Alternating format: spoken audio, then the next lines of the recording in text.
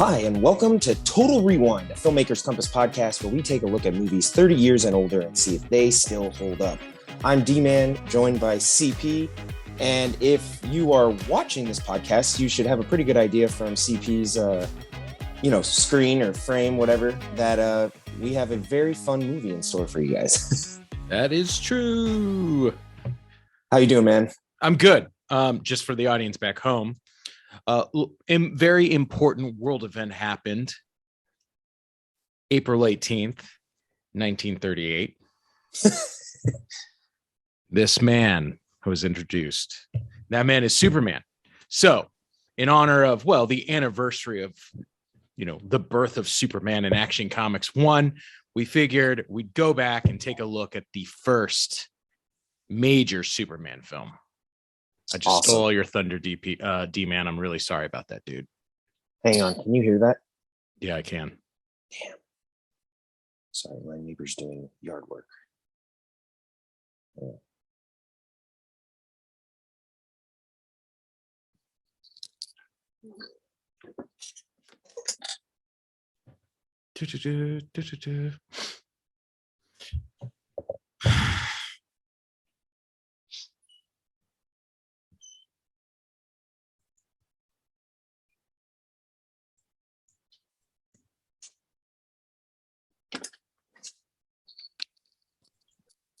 All right. It's good for now. So you want to just take it from the top again? Yeah. Okay. All right. Ready? Let's do it. 5, 4, 3. Hi, and welcome to Total Rewind, a Filmmaker's Compass podcast where we take a look at movies 30 years and older and see if they still hold up. I'm D-Man, joined by CP, who, if you're watching this podcast and are looking at his video frame, you should have a pretty good idea of what movie we're going to be discussing today. Yay! Why are we talking about this movie? Because April 18th, 1938, this guy appeared in Action Comics 1. His name is Superman. Well, we decided that what better way to celebrate Superman than to take a look at the original 1978 Superman by Richard Donner, starring Christopher Reeve, Marlon Brando, and Gene Hackman. Yep. So classic film. I mean, it's interesting. This is on Total Rewind, so we're not comparing it directly to, say, Man of Steel or anything like that. But I'm sure that discussion maybe had a little bit. But what's interesting to me, what really stands out about the original Superman, it has somewhat of a timeless kind of quality to it and an earnestness in the form of a superhero movie, and Superman in particular. A lot of the things that, we associate with Superman are all here on display, and it's actually done, I think, really well. But the thing that stands out to me is that this movie received a ton of praise upon its release. So it was a kind of a big deal. It was, one of the first big budget superhero movies, maybe the first, actually. Yeah. And what's interesting is we actually are going to take a look and say, like, hey, this got 4 out of 4 stars. Everybody was saying it was great. Was it? Does it hold up? I think there's some stuff that needs to be discussed because I don't think it all holds up the way it was received in 1978. So, if we go ahead and just jump in here, you want to go ahead and detail some of the production notes, because I know this movie, it has a lot of little quirks about it. Well, production notes, obviously, I mean, we got to start with the budget. This movie is budgeted at $55 million. Pretty much one of the most expensive movies ever made. Now, granted, in the defense of Richard Donner, essentially 75% of Superman 2 was shot simultaneously with Superman 1. He was intending to make both films back to back. He shot them at the same time. So, but isn't that even kind of weird? Like, I mean, that's crazy, right? I think of, maybe Lord of the Rings. I mean, did Warner Brothers even greenlight Dune Part 2 before they filmed 1? Like, you would think that would be filmed concurrently, right? Yeah. And Star Wars always had the 3-year gaps. I mean, it's episodic, but really each movie stands on its own. But you don't see that a lot. Filming 2 movies at the same time. I mean, I think filming 1 is hard enough, right? Well, and especially right at the time that this was made, this was still this wasn't today where there's kind of a guaranteed box office for superhero films. This is really the movie that kind of showed studios that these properties could be converted into film, and in a successful way. I mean, the movie made, I think at the last I saw, like $650 million. That's really good. Well, you remember, it's been shown multiple times. I mean, there was a big screening a few years ago. I went to see it in the theater again. Nice. So that takes into consideration some of that. But the point is, it was a blockbuster at the time. It received praise. I believe it received a Special Academy Award for the special effects that it introduced in this film. So, which, I mean, if we're going to talk about effects, let's get into it. I didn't think they held up, especially with the amount of praise they received at the time. There's some aesthetic choices that I thought worked really well. I still really like Krypton, but I mean, there's some shots even at the end of like the car, Lois Lane's car, like going into the earthquake or the fault or whatever. Yeah. I mean, the flying, as innovative as it was at the time. It's really weird because when I look at the flying scenes, some of them are really good. Like the scene where Superman saves Air Force One, when he grabs Lois as she falls off the skyscraper, or the Daily Planet, and then grabs the helicopter. I think those look really good. Yet the ones where he's like zooming around after the missiles, clearly just in front of a green screen, you're like, that really looks like you're just sitting in front of a green screen. I know, right? Like, I don't know, some of the shots, they just had that kind of vibe. I didn't particularly think some of the earthquake special effects, some of the model work, like with the dam breaking, looks like model work. Right. Yeah, it looked kind of like, they built it for the movie. It didn't look like it was really happening. I was like, I get it, it's fine, but it does look like a model. Yeah. So I don't know, some of that stuff was interesting because of, like you said, it may have been somewhat groundbreaking at the time, and that's kind of a great little fun fact that we can talk about on the podcast and on its Wikipedia page. But at the end of the day, I don't know that it holds up, I think, the way it was received at the time. Yeah. So particularly, I thought some of the flying shots that really stood out to me. I mean, for, Superman is known for being able to fly. And if it doesn't look right, I mean, it kind of doesn't work to me. Yeah. That's true. And that's always been a problem. I think they even had a problem doing flying in the new ones. Yeah. Like, it's hard to do because, physics shouldn't allow it. I mean, really, they should just watch like Dragon Ball Z. Just mimic whatever they do in cartoons, because that seems to work. Yeah.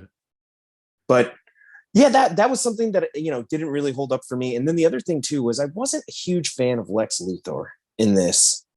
It felt like they played it too campy. It's like very, he was almost, it's very golden era of comic books, kind of, that early 30s Lex Luthor. I mean, there's that line where he's like, the world's greatest criminal, Lex Luthor. And I mean, considering this is Gene Hackman, phenomenal actor.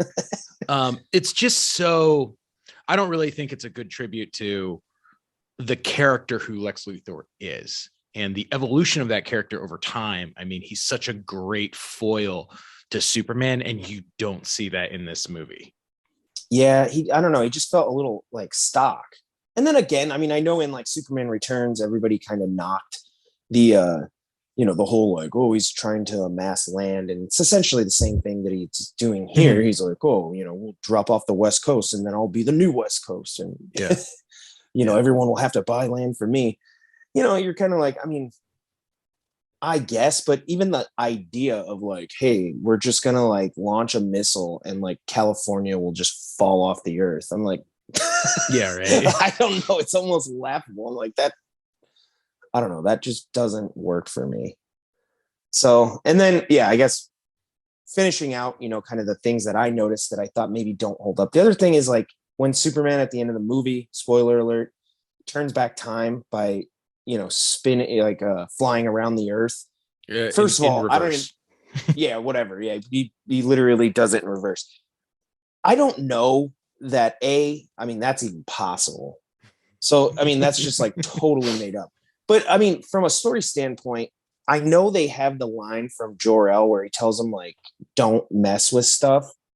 But at the same time, I don't know. I was like, that's about all we get. There's no hint anywhere that like Superman can alter time.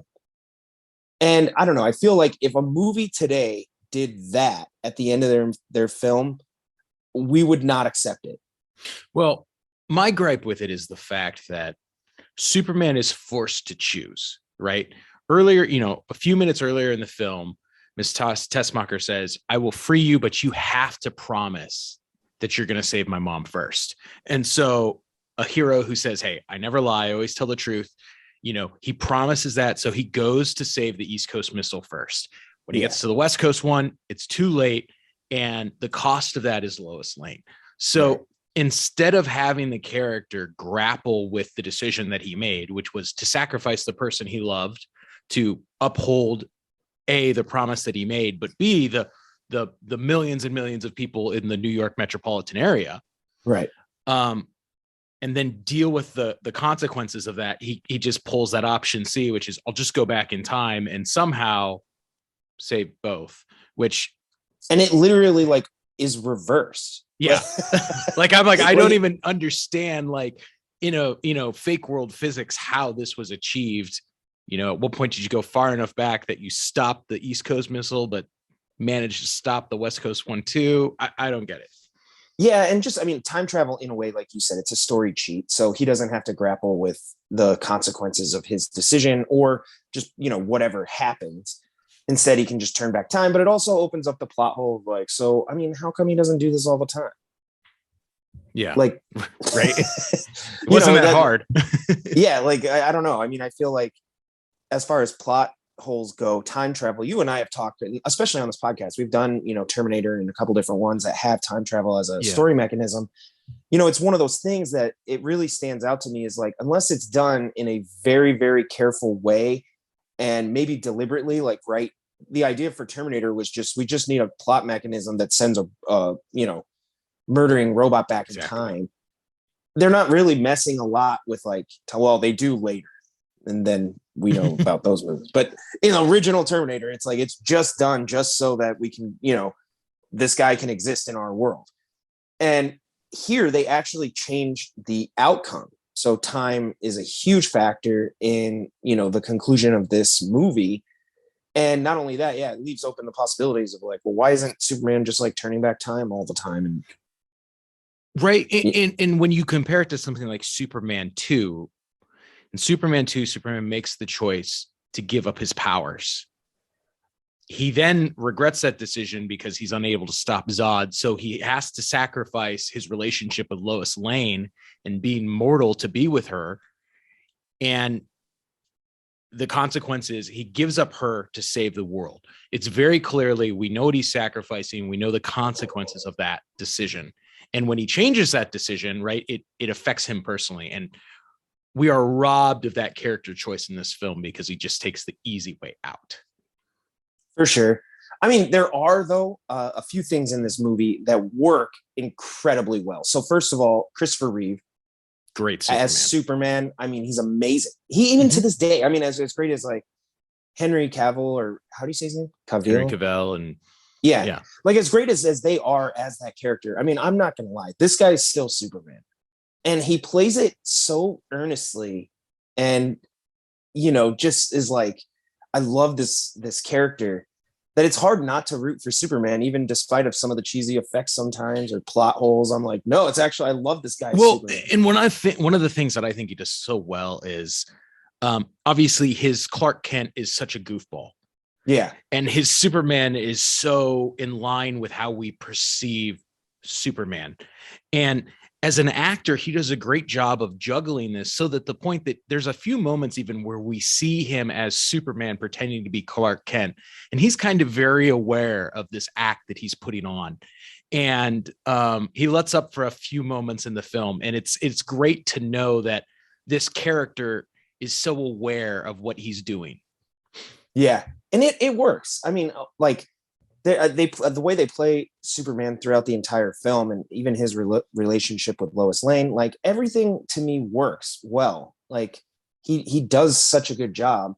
And it's funny, I bring that up as such a high point because I was reading the notes on the film, and there were some like crazy people as actors that they were considering for Superman that I'm like, that would never, like, how? How would you do it and not have it be like comical?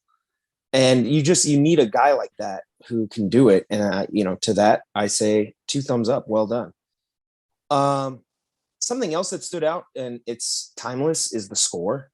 John Williams. Of course you're going to say that. Yeah, I mean, John I love John Williams. I'm always surprised, when I watch Star Wars all the time and I hear his music, all the time. But at the same time, I'm always blown away by like how distinct he is able to make themes for different movies, even though, occasionally you might hear a little bit of like similarities at maybe like chase scenes or something, he's doing similar things. But I mean, the themes, wow, he's so good. Yep. And that theme is timeless. Like, you can hum it, you can play it. Yep. It's just as epic and superhero as you imagined it or remember it when you were a kid. I mean, it was awesome. So I don't know, that really stood out. And then I liked some of the visual, not sets always, but like I really liked Krypton. I liked Kansas. I like Metropolis. Like they're doing something visually. It has that kind of comic book-esque, like, is that what Kansas really looks like? Maybe not, but that's the that's what Smallville, Kansas looks like. Yeah. I think it works really well. I mean, obviously something, a scene that was always a standout for this is when he's a kid and he's running faster than the train. Yeah. That's just a great scene. Yeah. Still love it. Yep. So those are the things to me that stand out for this movie. Like, does it hold up? There's so many great elements in this film that you can totally watch it today and it's still awesome. But yeah, some of the effects and some of those plot holes and stuff dated a little bit compared to the newer versions of Superman. I think Margot Kidder is awesome as Lois Lane. Yeah, she really walks that line of kind of like, that character that's going to get into trouble and needs Superman to be there to help get her out of trouble, which is very consistent with the decisions, the action she takes throughout the film. Another thing, she's got a little bit of a spark, she's always, that's the Lois Lane character that we know and love. Another thing, just for the audience. So we actually watched the special edition version of Superman, which there have been 3 versions to date. There was the theatrical release, the special edition, which Richard Donner says is his favorite cut of the film. It's about 10 minutes longer. And then there is Superman, the extended cut, which is just ungodly long and brutal. And it really just is throwing in everything that they ever shot with the movie to take up the max amount of time for a television air. Okay. So avoid that. Richard Donner hates it. I hate it. And you'll hate it because there's just a lot of nonsensical stuff. But what I do love also about the special edition cut is there's a couple scenes that are added in, one of which is when Superman goes to attack Luthor's underground fortress. Okay, yeah. We see Superman be Superman, right?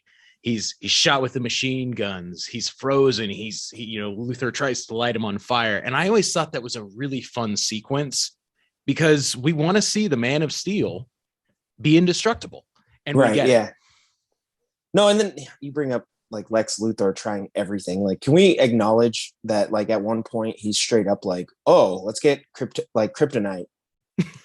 Like, what does he say? He's like, yeah, he reads the interview and he's like, well, so if he's from this galaxy at this star, then, and essentially he deduces that not only did a meteor from Krypton reach Earth, but that by using that meteor, he can poison Superman, which is the greatest leap I've ever heard about in logic. However, he is his IQ is 200 and he's much smarter than me. So maybe I'm missing, I don't step know. That in reasoning. Made me laugh too. I was like, just the fact I was like, he's like, oh yeah, it'll poison him. I was like, why? I mean, maybe it would like make him stronger.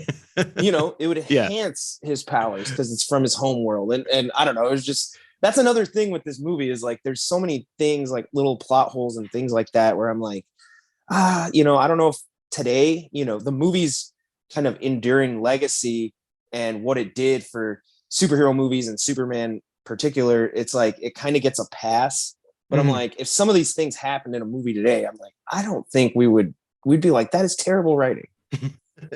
Which again, I mean, it's crazy when you think that Mario Puzo, is like worked on the script. Yeah. Yeah. You're like, okay, you're one of the greatest, screenwriters ever. And that just seems like such a plot hole.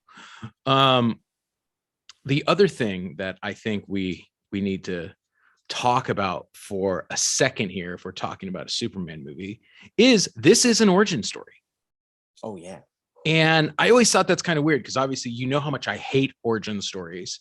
I actually think they walk a very good line in the origin of Superman, considering Superman doesn't appear until, really halfway through the movie.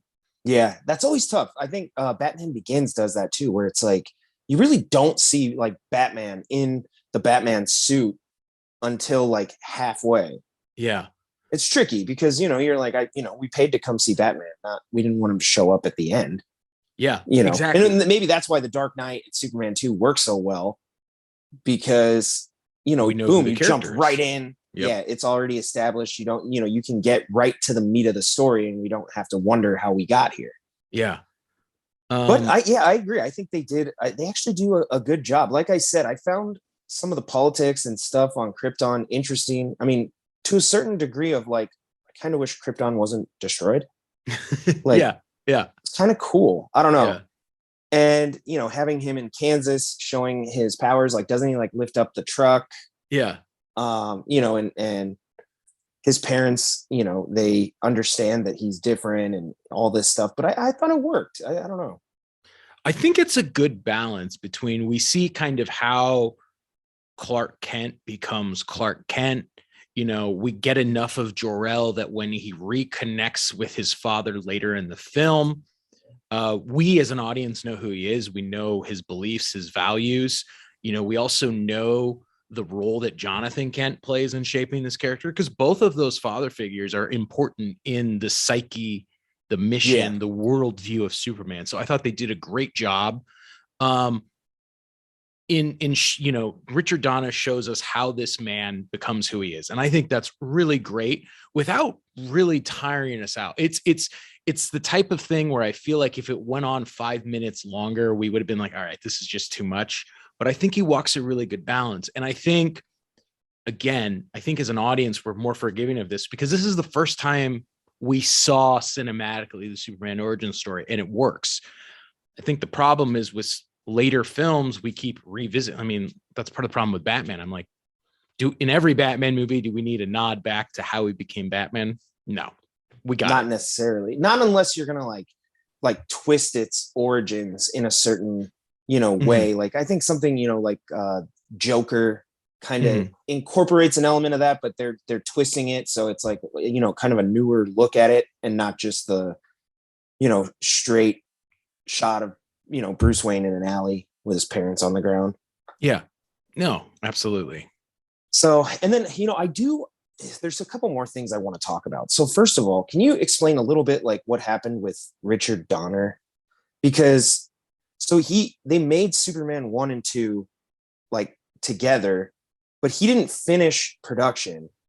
And it's interesting because again, like what we're talking about and all you ever have to do is go watch the sequel Supermans. That's how close they are. They get it right because it can be so wrong. Yeah. Like, what is it? Quest for Peace? My God, it's like later. A parody of Superman. Yeah. I mean, it's terrible. It's terrible. So as we mentioned earlier, in the first, Richard Donner was shooting Superman 1 and Superman 2 simultaneously. He'd shot about 75% of Superman 2. Producers are like, this is $55 million. Like, we got to make sure, like, cut it. We got to make sure we get Superman 1 done so we can get it out there. So he stopped. He finished up the stuff for Superman 1, put the film out. Obviously, it was a massive success. Apparently, he had a very, as most artists do, there was a very tumultuous relationship with his producer, Pierre Spengler.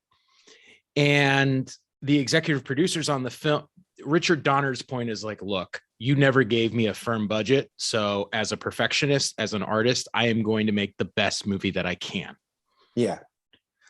The executive producers weren't a fan of the inflating budget, weren't a fan of the, I bet. The difficult relationship between the two. And to everybody's surprise, they ended up not bringing Donner back to finish Superman 2, despite the fact that he had shot 75% of the movie, despite the fact that the cast loved working with him, and despite the fact that it was a huge commercial box office success. Right? So that's wild to me. Like, I mean, yeah, everything suggests he would be back, especially when you hear about the relationships of other directors going over budget, and then they made their masterpiece and everybody was like, oh, it all worked. Like, great. You know? Yeah. And when they brought in the replacement director for Superman 2, obviously Marlon Brando asked to be cut from the film. Gene Hackman didn't want to, report back to the set. In fact, he didn't even have a good working relationship with John Williams. Wow. So, there's a problem here, and we will dig into this further. At some point, we will do a movie rebank time comparing Superman 2, the theatrical release, with Superman 2, the Richard Donner cut. Yeah, so we have to do that. Because they're totally different films. The endings are wild. Yeah, and I mean, we see the difference between what's the original vision and what was the change vision. One of the problems with Superman 2 was they had to go back and reshoot portions of the film, because since Richard Donner had shot so much, he was still going to be considered the director of the film. Because crazy. Yeah. So they have to give him his credit. Yep. And they're like, get this guy out of here. It baffles my mind in the sense that it's one of those things where I think, again, this is kind of the problem we always run into, where we just scratch our heads and look at studios. And for this one, it's the executive producers. And you're like, guys, like, do the math here. You have a incredibly successful director who just made a blockbuster. Why would you go any other way? Well, can we acknowledge too that, like, apparently, like, working on Superman movies just brings out that kind of turmoil, because we had to get like the Donner cut for Superman 2. We had to get the Snyder cut for Justice League. There's the extended version of Batman versus Superman, which once you understand like what Zack Snyder's doing and all this different stuff, you're like, and we'll have another podcast, we're going to do that.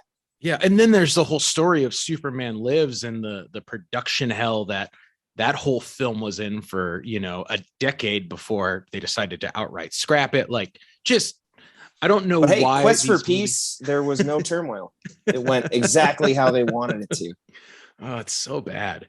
And I think, to the point you kind of made earlier, like, there is a campiness and a charm to Superman. And charm, that's the word. This movie's charming. Richard Donner walks the line between the 1938 hero we know and love, truth, justice, and the American way.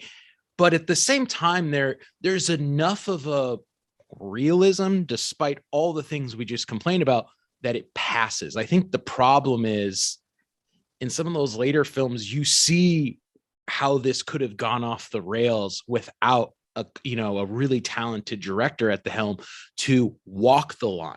All right, I gotta ask you, and then we'll kind of we'll get our 2 cents on whether we think Superman holds up. But I gotta know from you, who do you like more, Superman or Goku? Oh, right there, that guy, the Man of Steel. Yeah, I mean, come on. I mean, everybody knows it at this point that, I mean, if you actually look at the story of Dragon Ball and Dragon Ball Z, the origin story for Goku mirrors Superman. Yep. Pretty crazy. Yeah. So Superman never had a tail, but never did. Also doesn't ever turn gold. Yeah. So. But I mean, both really awesome characters. So, but it's funny to me. I don't know. I just find it interesting that you can literally, like, you can have similar origin stories and then they just go in like totally different directions. It's amazing. Yeah. And can both be incredibly popular, IP. So, second question, and I want to throw this over to you because you and I have talked about this in our free time, but when do you think the studios are going to make another Superman movie and get it right? Ooh, I don't know. I mean, I think part of the problem is I don't think that Warner Brothers truly understands the property. And I think that my complaint has always been they're so insistent on trying to modernize and make a darker, edgier Superman, right? This is kind of the talking points they come out with, making a Superman that's relevant. And I'm like, well, there's a timeless quality to a superhero like Superman that I don't think you need to modernize. And I think the reason why people love it is because he isn't living in this moral state of gray. There's a black and there's a white, there's a right and there's a wrong. And he is forced to navigate that world and then, bear the burden. Yeah. I mean, we'll see. Obviously, Henry Cavill and Zack Snyder have talked about their desire to make kind of a official sequel to Man of Steel. When we finally see the entire scope of Zack Snyder's vision, it's very, it's very apparent that he had things to say about Superman that was not clear in the theatrical release of any of his initial Superman films. But we'll see. I'm not very optimistic because, again, every time Warner Brothers talks about this, it feels like they want to change the essence of what Superman is. Yeah, like I liked Man of Steel. To me, the movie got bogged down with reverence. Like it was always kind of paying tribute to the Superman and the character and really kind of dragging out some of the moments, to make it epic. But I want to see like the Dark Knight for Superman. Like I want to see him. We don't need that word. I want to see him like prime, put him up against somebody awesome. Yeah. And let's just see it go. Yeah. I'd be excited for that. So, if they got more Superman in line, let's get a little bit of that and a little less quest for peace. Agreed. We'll have to see. And I would love to know the audience's thoughts on that. For sure. Well, I'm going to throw it over to you. I mean, you are probably the biggest Superman fan I know. What do you think? 1978 Superman. Does it hold up? I mean, it's weird. I think it holds up very well in a testament and a tribute to who this character is. I don't think it holds up in the sense that, am I going to go when I show this movie to my kids, are they going to appreciate it in the same way? And I don't know that they will, right? We've now seen the Man of Steel Superman, where we get the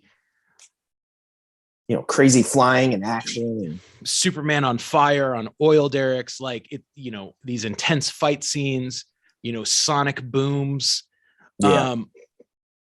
And I don't think that kids now appreciate, the original film in the way when you can see one that is very much the effects and the visuals are in line with the scope and scale of a character like Superman. Yeah, I think I would say that Superman does hold up, and I like the word you used. I think it's for its charm.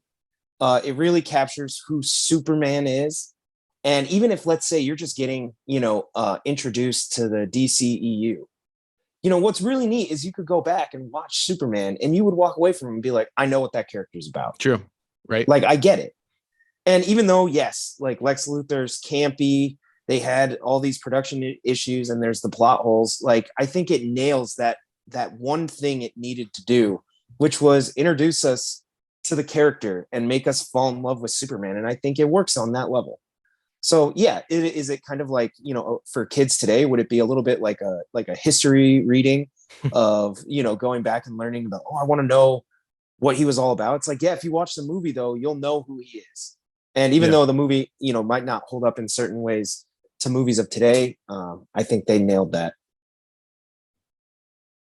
So that does it. I'm interested to hear what our listeners think. Do you think Superman holds up, and is it a movie that, for all the superhero movies that we have, where would you rank it, and would you show it to your kids? That's what I'm interested in. So I think I would show it to my kids. I don't know if it would be in my top 10, but it's definitely, an important movie in superhero history. So let us know your thoughts. I'm interested to hear and, kind of keep the conversation going. So be sure to subscribe to all our social media channels. We're, on all the major channels, Facebook, Instagram, Twitter, and subscribe to the show. We're on Apple Podcasts, Google Play Podcasts, and you can find us at filmmakerscompass.com, where we list all of our links and everything like that. So Be sure to leave us a 5-star review and share the episode if you enjoy it. We always appreciate it, and it helps us, rank a little bit higher with those giant tech company algorithms. So I will throw it over to you, CP. Take us out. Thank you for hanging out and talking about Superman this week with us. In the meantime, we hope that you're going to keep watching movies, and we will see you back here next week.